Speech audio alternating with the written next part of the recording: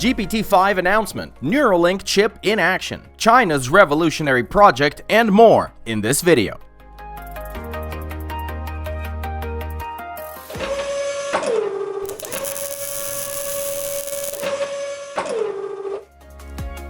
Business Insider recently said that GPT-5 will appear as early as this summer. According to two anonymous sources, some corporate clients have already received demos of GPT-5 and are testing the neural network before its public release.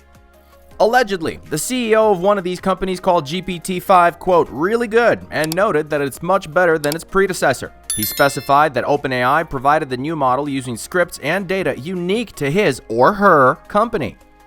There was also a hint of new features in the model, such as the ability to run AI agents being developed by OpenAI to perform tasks automatically. According to the article, OpenAI is continuing its GPT-5 training and will then be tested for security, including undergoing simulated malicious attacks. What's your take? How will GPT-5 be different?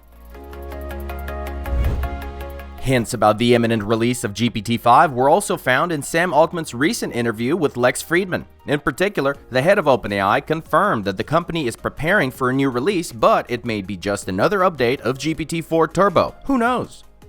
Altman also spoke about artificial intelligence superiority to human intelligence. According to Sam, a strong AI will be a blessing as it will dramatically accelerate the pace of scientific and technological progress. Also, in the interview, Altman denied the existence in the company of any revolutionary project to create a strong AI, since for the longest of times, the media widely discussed information about the allegedly existing project Q-Star.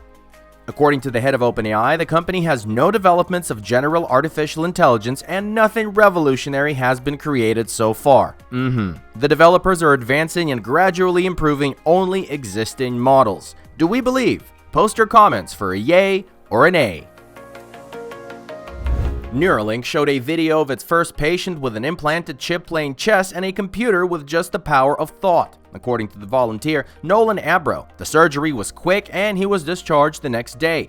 Then equipment and training needed to be tweaked, and now the patient with a Neuralink chip can play Civilization 6 and chess for several hours in a row, interrupted only to charge the device. What a bummer. I really need to charge up or I'll die is not as metaphoric as it used to be. At the same time, Abro said that one should not think that we're in the green. The company still has a lot of work to do. However, Nolan emphasized that the chip has changed his life, bringing back opportunities that he was deprived of for the 8 years that have passed since his accident. That said, Elon Musk has already announced that the next Neuralink implant will cosplay Jesus, as in, give sight to the blind. Guess what they called it? The blind side chip. In November last year, Musk said that the company is working on a machine vision chip, but it will take several years to develop. And the other day, he announced that the implant is already being tested on monkeys. Quote, the resolution will be low at first, like early Nintendo graphics, but eventually it could exceed normal human vision, Musk wrote in his X. Let's hold our breath for the turn the water into wine device.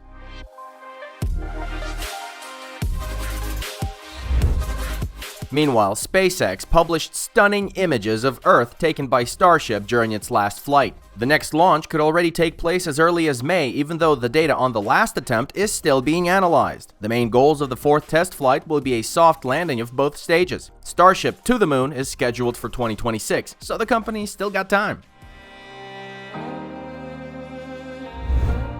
Musk made another interesting point. The new Roadster promised by the entrepreneur back in 2017 will be, quote, not quite a car. This is due to the use of rocket technology in its design developed by Tesla together with SpaceX. So far, all that's known is that it will go from 0 to 60 miles or from 0 to 100 kilometers per hour in less than a second, which will make it the fastest car in the world. The Roadster will also have a rudder, as in modern airplanes, and possibly cold air traction units to increase speed. Otherwise, Musk, fueling rumors and interest in the project, only mentioned that, quote, we can expect something rocket-like. It's going to have some rocket technology in it. I think the only way to do something cooler than the Cybertruck is to combine Tesla and SpaceX technology and create something that isn't even a car. Something that has never existed before, Musk said. What do you think will be so unusual about the Roadster, besides not being able to drive in Chicago in December?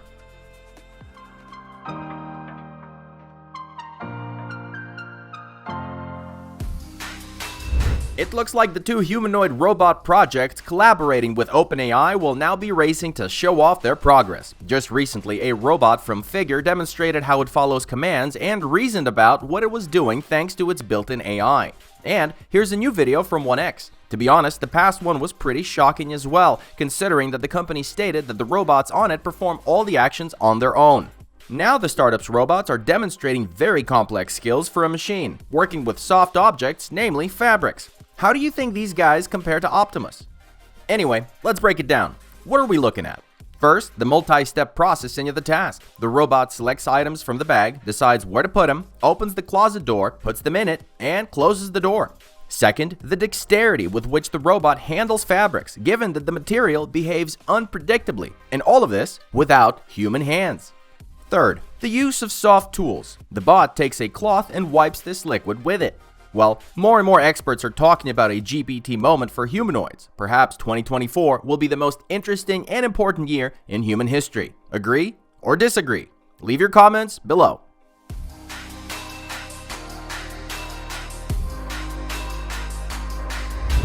NVIDIA is also getting involved in the race of humanoid robots. The company is running not to be left out of the most revolutionary technology of the future and launches Project GROOT.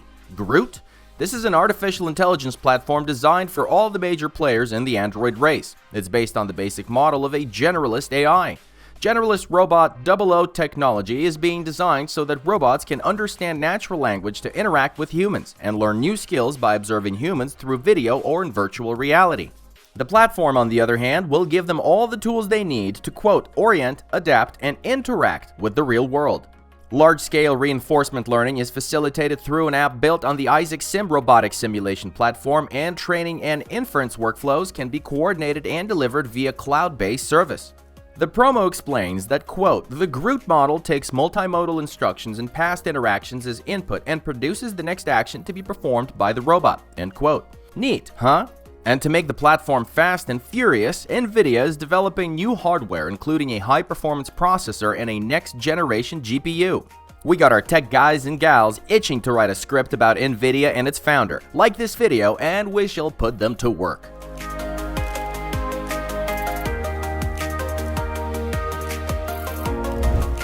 Another robot got a job at a car factory. This time, a humanoid bot called Apollo has been placed on the Mercedes production line in Hungary. Reportedly, the company wants to understand the potential of such robots to perform low-skilled, heavy, and repetitive tasks in order to relieve more skilled staff.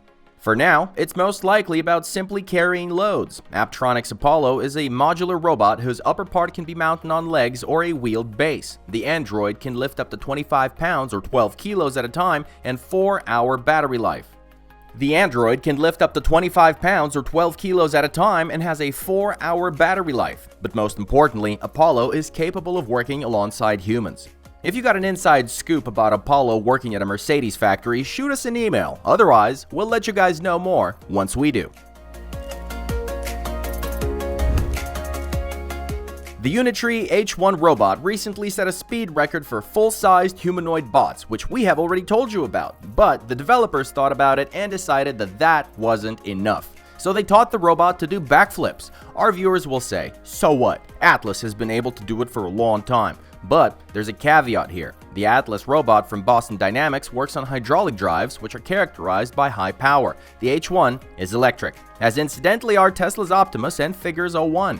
But Optimus and O1 are far from acrobatic, although they have a lot of other advantages such as dexterous hands. But for a research robot, which H1 is, it's a great trick, don't you think?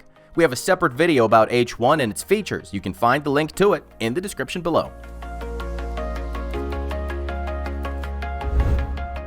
Agility Robotics also announced a platform for managing armies of bipedal robots. ARC is a cloud-based tool for managing a robot fleet of hundreds of robots performing tasks together. Is it scary or not yet? The system allows you to monitor battery levels, the frequency of successful or unsuccessful robot actions, as well as statistics of their load and movements.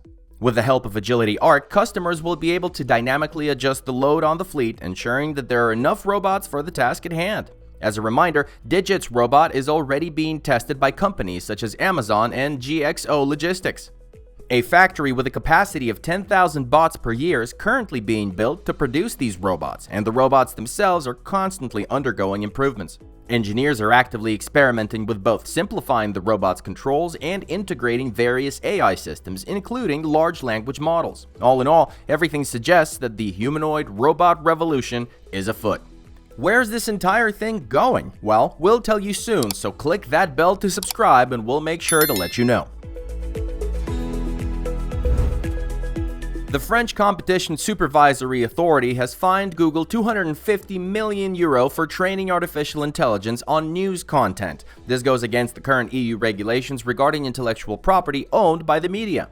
The regulator specified that Google's AI-based chatbot Bard, later renamed into Gemini, trained on content from publishers and news agencies without proper notification of rights holders. Google has agreed to settle the agency's claims and not challenge its findings. The company has also proposed a number of remedial measures. It seems, though, that this is a precedent. By the way, lawsuits are also filed against OpenAI, including but not limited to by George Martin himself. But again, we don't know the details of this case as of yet. Slide into our DMs if you do. The anthropomorphic robotics competition was somewhat quiet in Beijing. There's little to no information or videos about it, almost as if they didn't want anybody to know.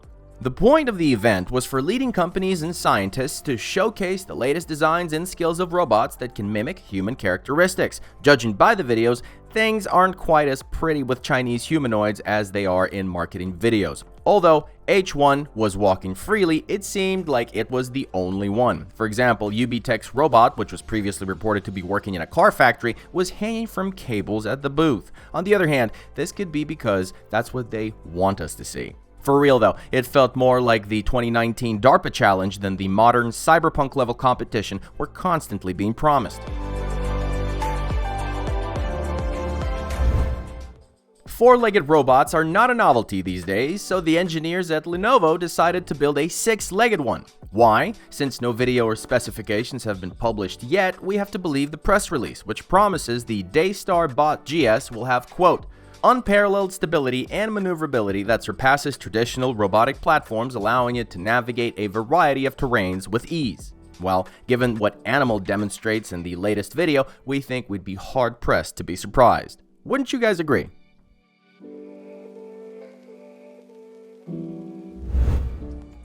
Chinese company Yihong has started selling electric flying cabs EH216S on Taobao. The first batch, about $330,000 a pop, sold out like hotcakes. Commercialization became possible due to the fact that in October last year, the company received a safety certificate from the Civil Aviation Administration of China. The compact flying cars are equipped with 16 propellers and can carry 2 passengers at speeds of up to 80 miles or 130 kilometers per hour for a maximum distance of 18 miles or 30 kilometers. It's the first electric flying car with vertical takeoff and landing to receive Chinese certification. More on the country, it's building an electromagnetic cannon to launch spacecraft into orbit. To do this, engineers plan to build a railgun with electromagnets at least 5 miles or 8 kilometers long, which will be located in a vacuum tube similar to Musk's Hyperloop. Such a path would need to accelerate a spacecraft the size of Boeing's 737 along with the launch vehicle to a speed of at least Mach 1.6. Once in the air, the vehicle would then start its onboard rocket engines and continue to accelerate to orbital velocity. This system will significantly save fuel consumption, which is needed for the launch vehicle to enter orbit and reduce the mass of the spacecraft. As a result, the cost of putting cargo into orbit will be reduced to $60 per 2 pounds or a kilo. For comparison, the cost of launching SpaceX is 50 times higher, $3,000 per 2 pounds or 1 kilo. And guess what? This project already has a mile or a 2-kilometer test site in Shaanxi province. Currently, the track allows speeds of up to 620 miles or 1,000 kilometers per hour, but engineers plan to expand it to increase the speed by 5 times. However, the implementation of this project will require some serious engineering achievements, like in addition to the giant vacuum tube, a power plant generating 1 gigajoules per second. So far, there isn't one, not in China and not in the world. Railgun, though, sounds fun. Brings me back to Quake. What do you guys think of the latest news? Inspiring or frightening? Let us know in the comments, subscribe to the channel, and stay tuned for more from the world of high tech.